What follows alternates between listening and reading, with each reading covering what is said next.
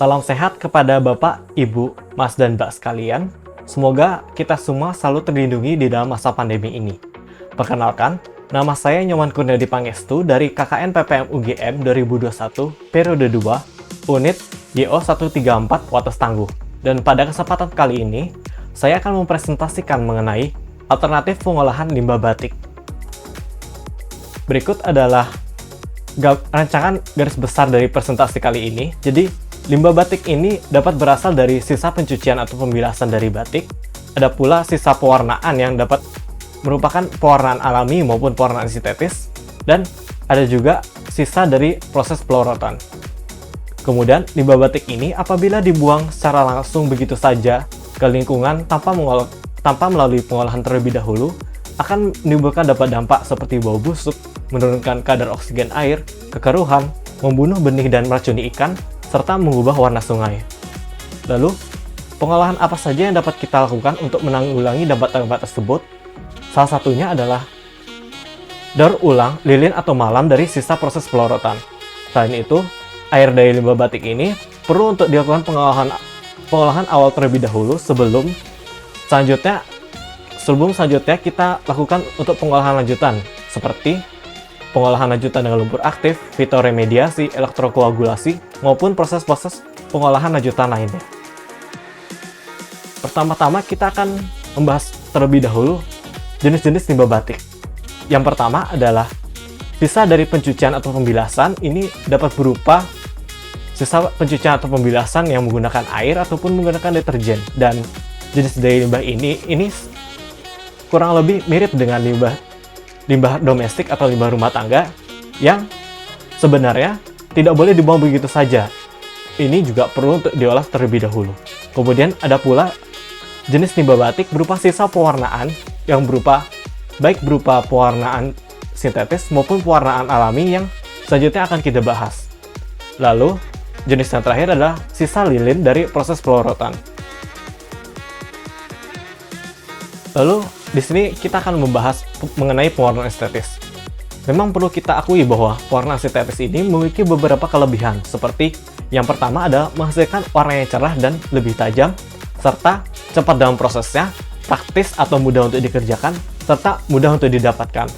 Namun, kita juga tidak menutup mata terhadap beberapa kekurangan yang dimiliki oleh pewarnaan sintetis ini, seperti yang pertama adalah menimbulkan limbah pewarna berupa zat-zat kimia pewarna yang sulit diurai oleh mikroorganisme air. Seperti yang kita ketahui bahwa zat-zat yang berada di air ini akan diurai oleh mikroorganisme yang ada di air. Dan bagi pewarnaan sintetis ini yang menghasilkan limbah pewarna kimia ini akan sangat sulit sekali bahkan hingga tidak dapat diurai sama sekali oleh mikroorganisme yang ada di air. Kemudian, pewarnaan sintetis ini juga memiliki kekurangan seperti cenderung memiliki kandungan logam berat seperti timbal, krom, atau nikel yang seperti kita ketahui bahwa logam berat ini bersifat karsinogenik atau dapat menyebabkan kanker. Lalu, pewarnaan sintetis juga ikut berperan dalam meningkatkan kadar BOD dan COD. Apa itu BOD dan COD? Secara umum, BOD dan COD adalah kandungan oksigen atau jumlah oksigen yang dibutuhkan oleh organisme-organisme di air untuk menguraikan zat-zat baik zat organik maupun zat-zat kimia. Lalu, bagaimana dampak-dampak dari limbah batik tersebut apabila kita buang begitu saja, misalkan ke lingkungan, misalkan ke sungai? Yang pertama adalah limbah batik ini memiliki kandungan organik, dan apabila kandungan organik ini dibuang begitu saja dan berinteraksi dengan ekosistem sungai ini akan secara alami membentuk nitrat ini merupakan salah satu penyebab dari sungai-sungai yang tercemar atau memiliki kandungan organik ini dapat mengeluarkan bau-bau yang tidak sedap.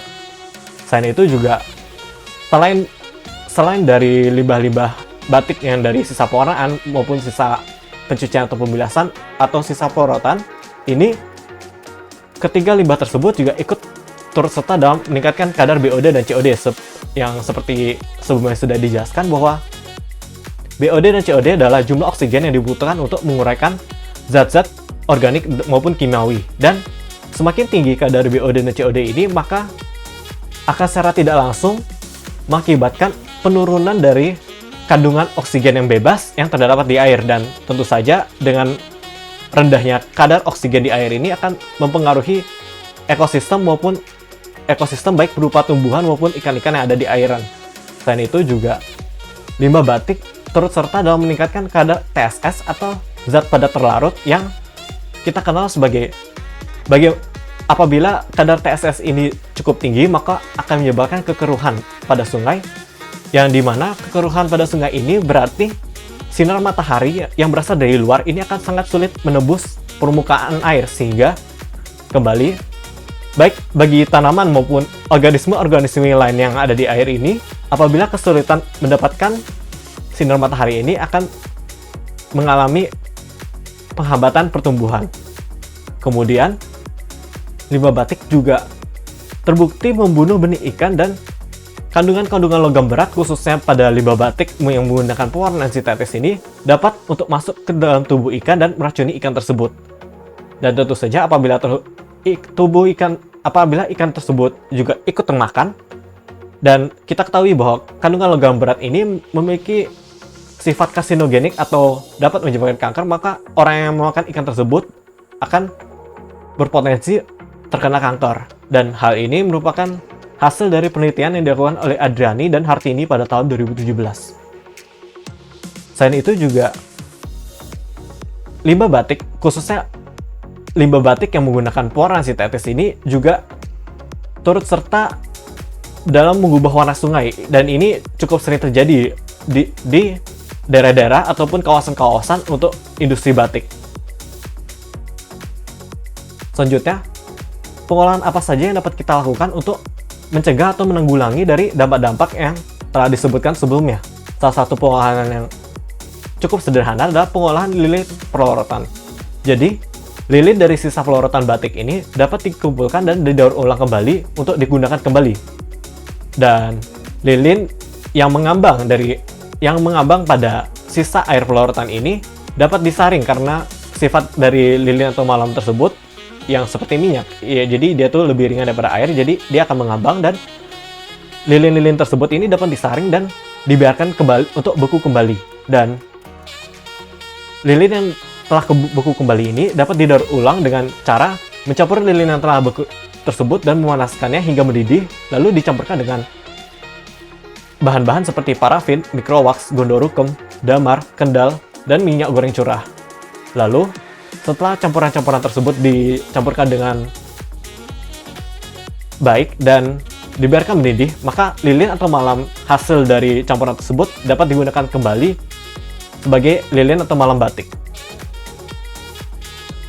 Kemudian, air limbah batik ini seperti yang sudah disebutkan sebelumnya, bahwa air limbah batik ini memerlukan pengolahan awal, di mana limbah batik ini perlu diolah terlebih dahulu, baik dengan pengedapan atau penyaringan untuk menyaring partikel-partikel yang berukuran cukup besar atau kasar, serta perlu dilakukan pengolahan yaitu penggumpalan dari partikel-partikel pengotor yang ukurannya relatif lebih kecil atau lebih halus. Selain itu juga limbah batik ini perlu untuk dinetralkan pH atau keasamannya. Selain hal ini dapat bermanfaat apabila kita ingin melakukan pengolahan lanjutan yang menggunakan mikroorganisme. Limbah batik ini juga perlu dinetralkan pH atau keasamannya, karena untuk persiapan bahwa ketika limbah batik ini setelah diolah untuk dibuang kembali atau dikembalikan ke lingkungan ini perlu untuk mencapai target pH atau keasaman tertentu. Lalu setelah diolah, melalui pengolahan awal ini, cairan limbah batik ini dapat diolah lebih lanjut dengan berbagai metode yang akan kita bahas. Yang pertama, pengolahan dengan lumpur aktif. Jadi, pengolahan dengan lumpur aktif ini merupakan pengolahan limbah batik menggunakan mikroorganisme atau bakteri yang menempel pada lumpur, sehingga disebut lumpur aktif. Dan limbah yang sebelumnya sudah melalui pengolahan awal ini dialirkan ke dalam suatu kolam lumpur. Jadi, kolam lumpur yang berisi dengan mikroorganisme atau bakteri pengurai yang dapat untuk menguraikan ataupun menetralkan dari kandungan-kandungan pencemar seperti kandungan organik, kandungan kimiawi ataupun zat-zat hingga logam berat sekalipun.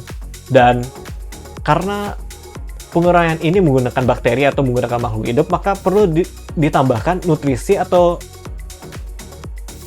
unsur hara seperti pupuk NPK, serta perlu dipasang aerator atau pompa air pada kolam lumpur tersebut untuk memberikan suplai oksigen yang dibutuhkan oleh bakteri-bakteri yang tumbuh dan berkembang di dalam lumpur tersebut.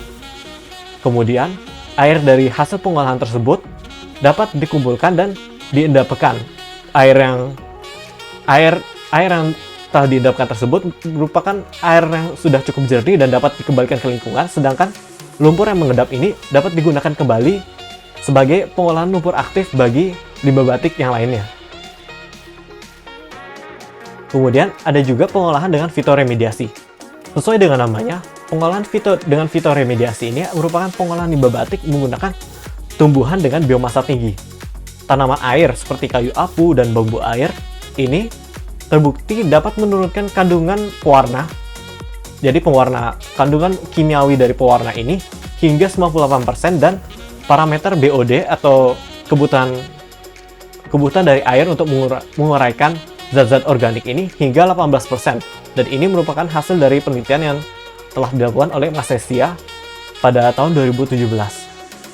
Selain itu juga, pengolahan dengan fitoremediasi ini merupakan salah satu metode yang terbukti dan sering digunakan untuk mengurangi dari kandungan logam berat apabila kita ingin mengolah satu limbah batik yang menggunakan pewarnaan sintetis, di mana pewarnaan sintetis ini cenderung memiliki kandungan logam berat.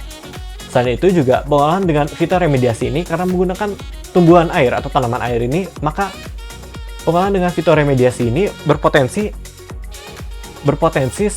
dimanfaatkan sebagai dekorasi, baik misalkan hal ini digabungkan dengan ide untuk membuat suatu tempat wisata, baik di mana tempat wisata tersebut menawarkan keindahan-keindahan dari tanaman-tanaman dekorasi ini, namun memiliki keunikan yaitu selain tanaman dekorasi ini indah dan enak untuk dilihat, tanaman dekorasi ini juga dapat ikut serta dalam pengolahan lanjutan dari limbah batik. Lalu, ada pula pengolahan dengan elektrokoagulasi. Pengolahan dengan elektrokoagulasi ini merupakan pengolahan limbah batik menggunakan penggumpalan yang dengan cara dialiri dengan listrik arus aras, yaitu arus DC. Pengolahan ini terbukti dapat menurunkan tingkat COD, TSS, dan logam berat krom hingga 99%. Jadi, dengan efisiensi yang cukup tinggi. Dan ini berdasarkan hasil penelitian yang telah dilakukan oleh Dewanti dan kawan-kawan pada tahun 2019. Namun, pengolahan ini memiliki kekurangan seperti membutuhkan investasi yang cukup besar pada skala yang besar. Namun, tidak menutup kemungkinan juga untuk kita dapat membuat dalam skala yang lebih kecil, seperti yang terlihat pada gambar ini merupakan salah satu karya dari salah satu mahasiswa ITS, di mana mahasiswa tersebut membuat pengolahan untuk limbah batik cair dengan cara elektrokoagulasi namun dalam skala kecil. Jadi, dapat kita simpulkan bahwa limbah batik ini dapat berasal dari tiga sumber utama, yaitu sisa pencucian atau pembilasan, sisa pewarnaan, dan sisa proses pelorotan.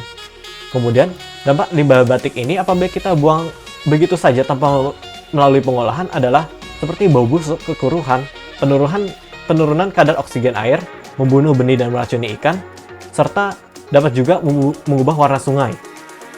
Lalu, pengolahan yang dapat kita lakukan salah satunya adalah lilin atau malam dari sisa pelorotan ini dapat didaur ulang kembali untuk digunakan kembali. Lalu,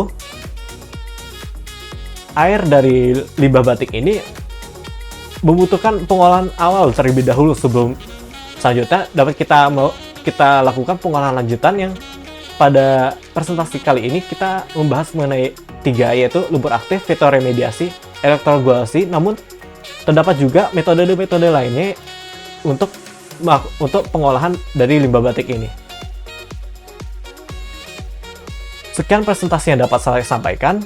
Terima kasih atas waktu dan perhatiannya. Semoga presentasi kali ini dapat bermanfaat bagi kita semua.